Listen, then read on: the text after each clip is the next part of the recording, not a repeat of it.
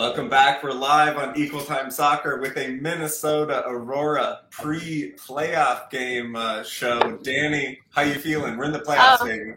So excited. I'm so excited to be here. The music's already pumping outside. The girls are warming up. Fans are starting to come in.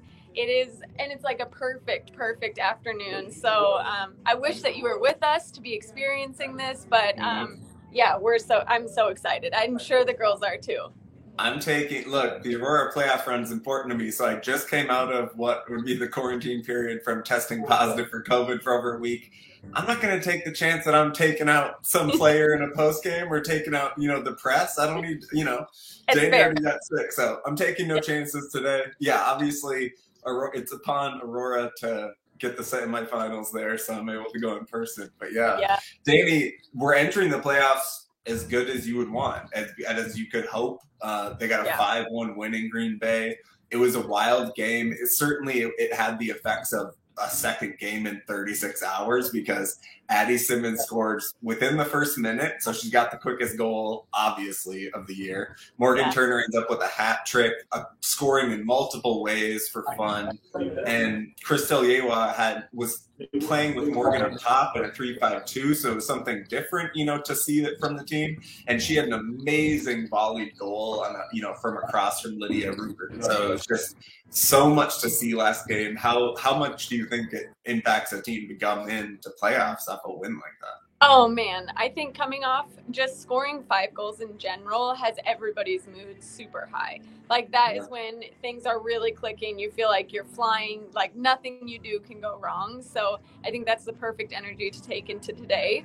I hope that they know, that today is going to be a lot more challenging, but having that kind of energy and success being proven throughout the season, but then finishing with that kind of a win really is just got to make the girls and the coaches feel really, really good about going into this game. And I think that it's a really good chance for everybody to have had like the fun, it's all fun. And then all of that comes together with the hard work when it gets really challenging. And I think that'll make for a really good game today.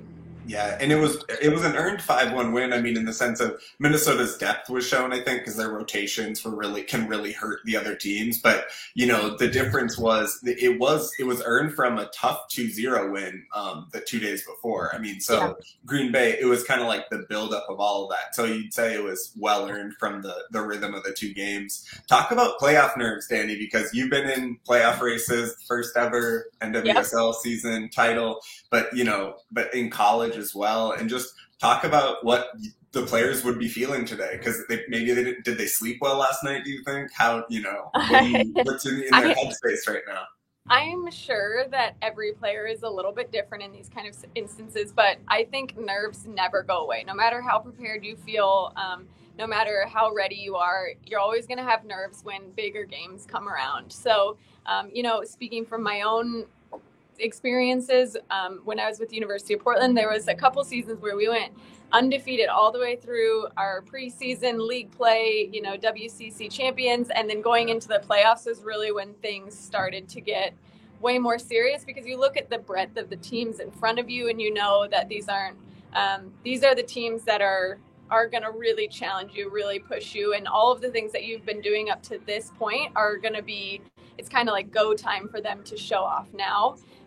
And that comes with a new level of nerves, and sometimes you need a little bit more experienced players who have been in that kind of a situation before to be able to calm everybody else down. So, this being the first time for this team, I hope that some of the more senior players, just in terms of age, can help bring the calmness to the team, but help, keep the energy up, because that's going to be that really fine line between being too excited, too nervous, and also like managing all of that. So it is a really, really fine line. It takes experience to be able to do that. So I think you'll see the leaders start to show up today in a new way. It's not just like leaders on the field. It's leaders emotionally.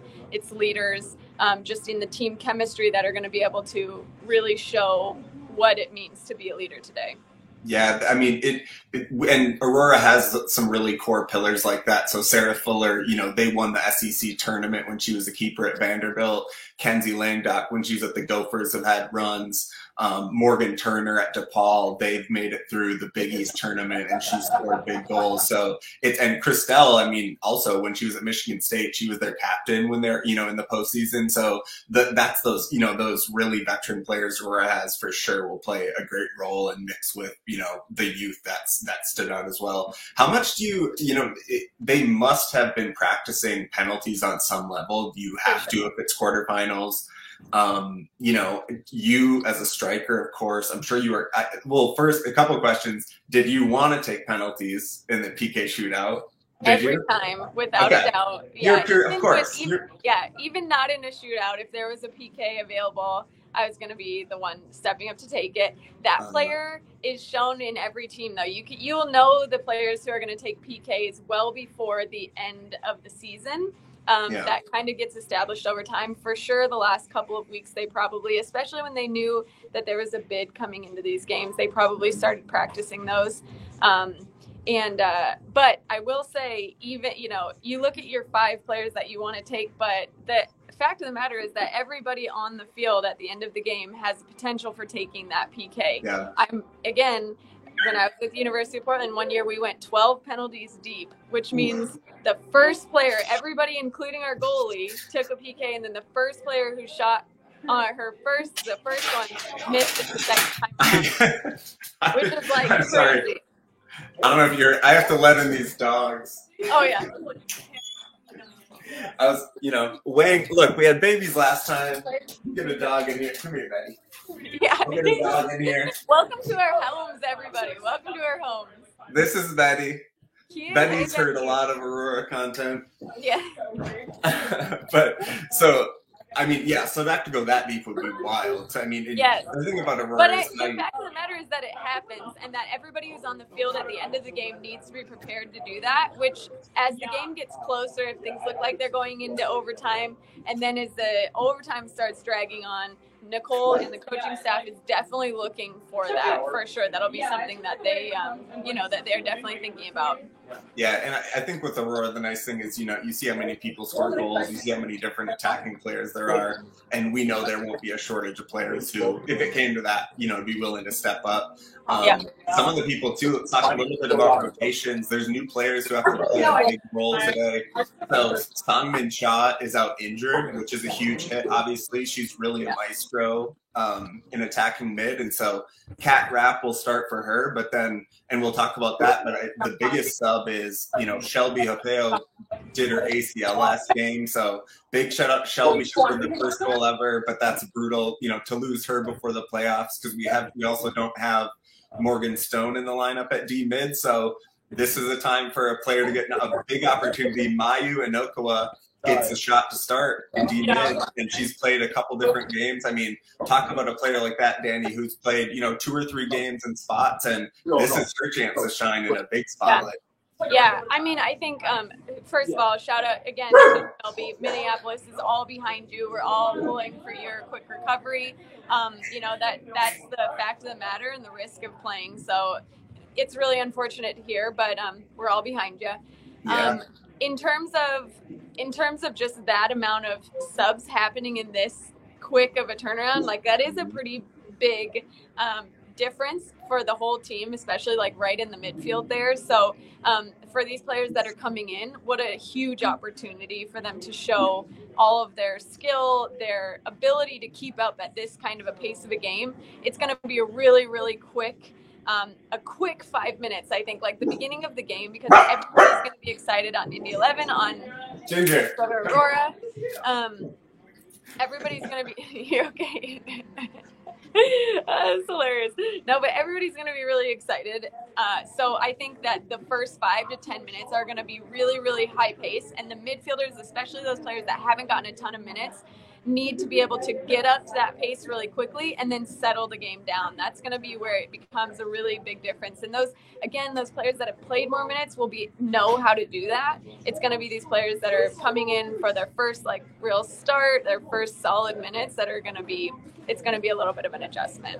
Yeah, well, and credit to the coaching staff and also to the players for getting games into decent sized leads where players got a chance. I mean, you saw how many different players have scored with Christelle adding. It's a crazy amount of the team that has scored, or assisted this year. So that we know they have the depth to do it. I want to shout out where Mayu plays too. She plays at she's one of all the different levels of where it has. Mayu plays at Iowa Western Community College. Go Reivers.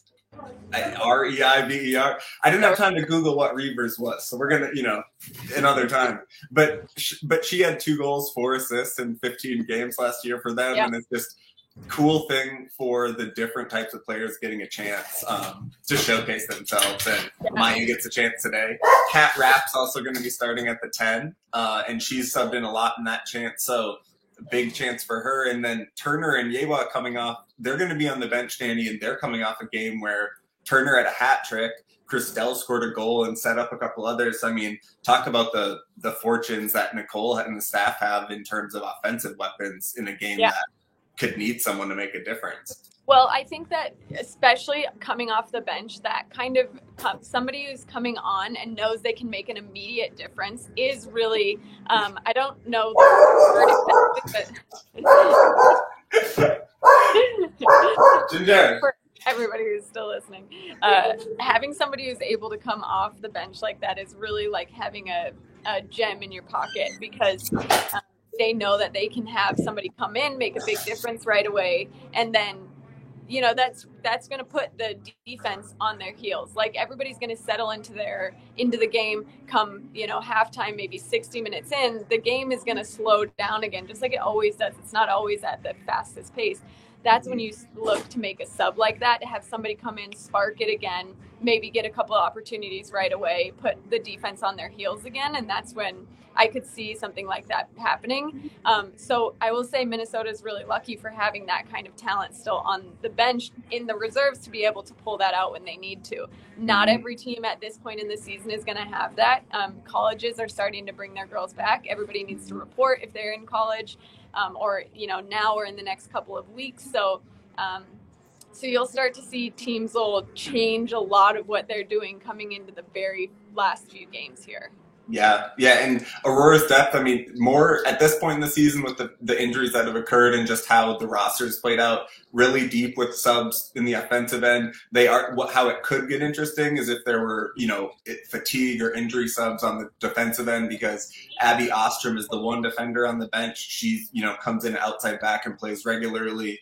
And then the one defensive midfielder is Rami Rapp, who is really proven. And obviously that's one of our core regular subs. But so outside of that, it would be difficult, and we'd see how they would adapt, and see players play somewhere else. And, I'm sure they could, but that would be the only place where we'd see something new today. Well, and I think you make a really good point. I think that's why most coaches don't like to change their back line so often, because that is such a solid 4, that they want them to be on the same page all the time. And we've rarely seen changes in there, and that's pretty normal. And it's really for games like today, where they know that those 4 can rely on each other, barring an injury.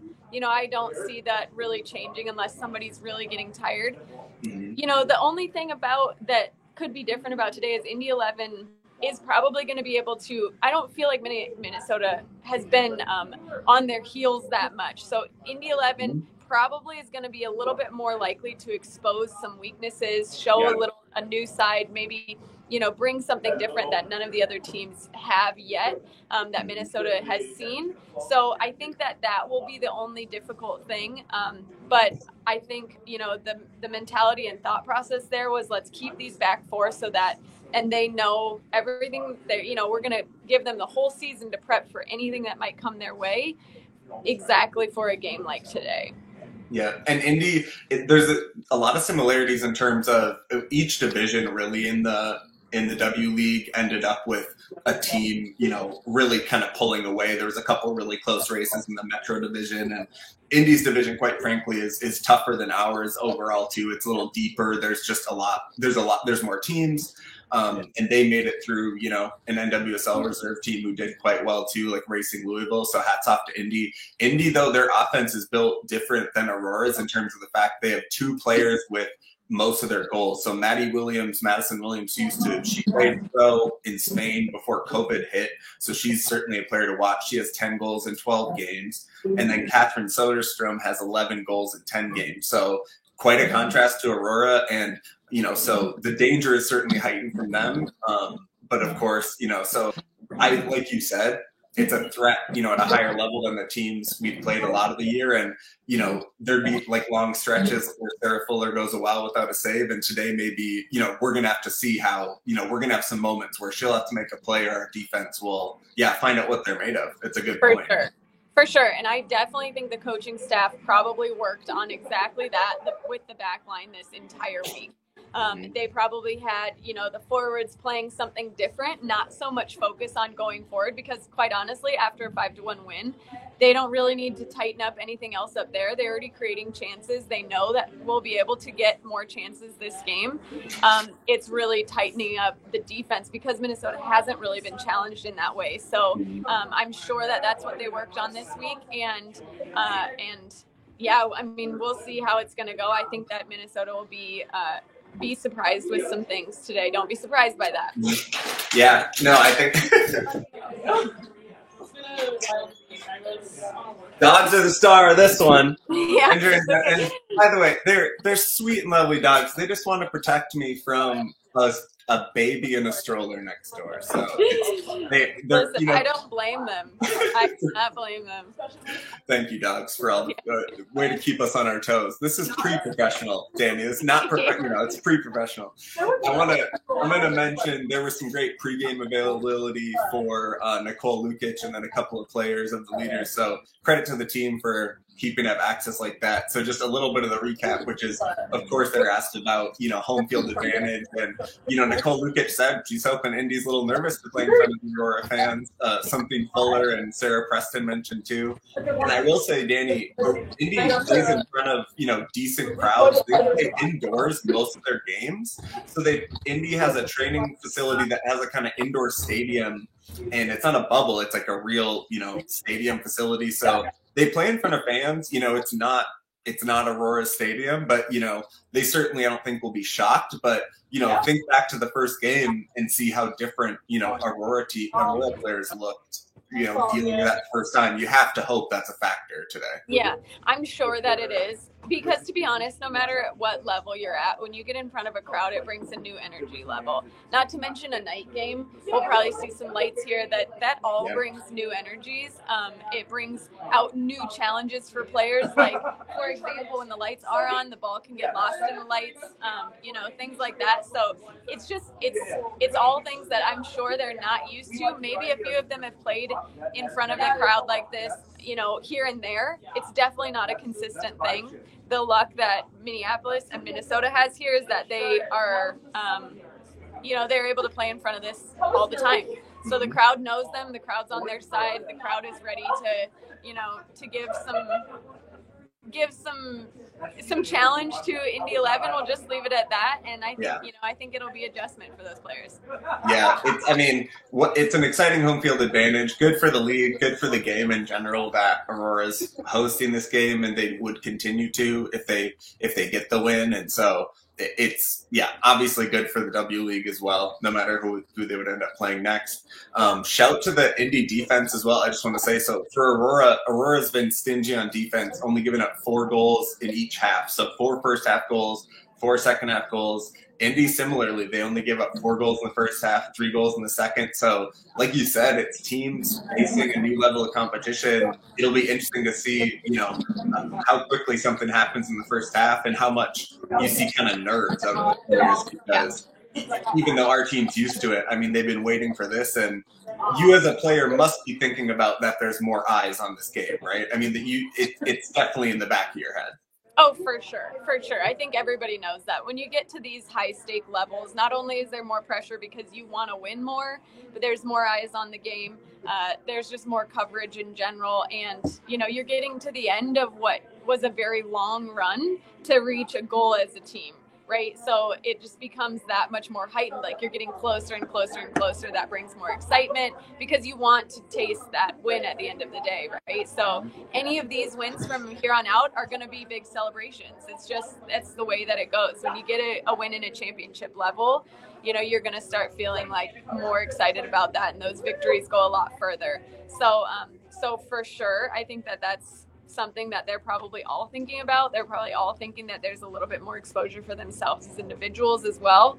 And so, yeah, I think it's really, really exciting time for them to be a part of it. And as for the W League, this is huge. This is huge for them to be able to see that this is what's happening here, that we are able to get this kind of community support, that these fans are really excited and wanting to invest in women's soccer. We've talked about it all season. This is just proving, that women's sports are here to stay, that people want to watch it. They want to come out and see really badass women doing their thing. And I love to see it. So I think this will go really far.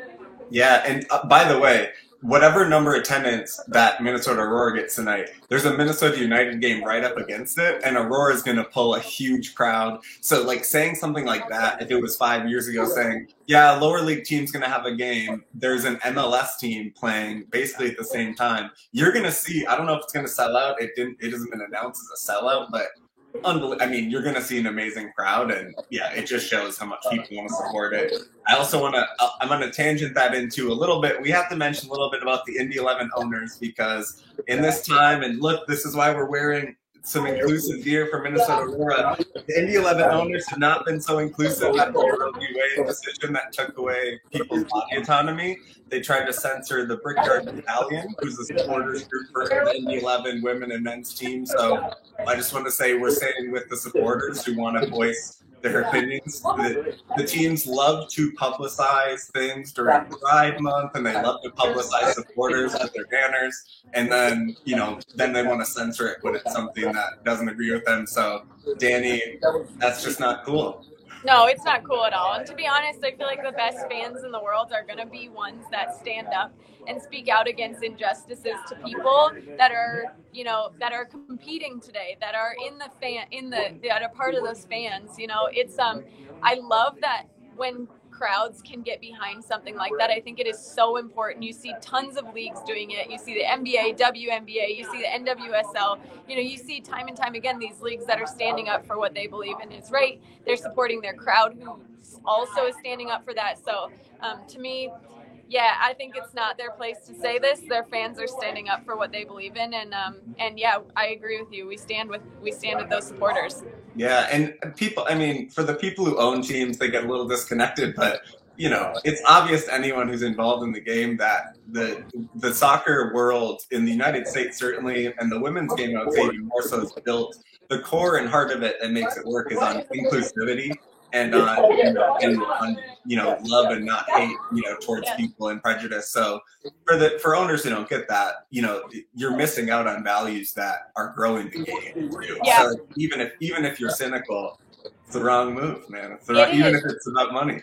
It is, and specifically on this case, like it affects people all the way through the youth game, all the way up through college, all the way up through professional level. It affects all of them, and I think that is something that is really forgotten in this kind of a moment, and it's so important to the integrity of the game, to being inclusive, to encouraging people of all walks of life.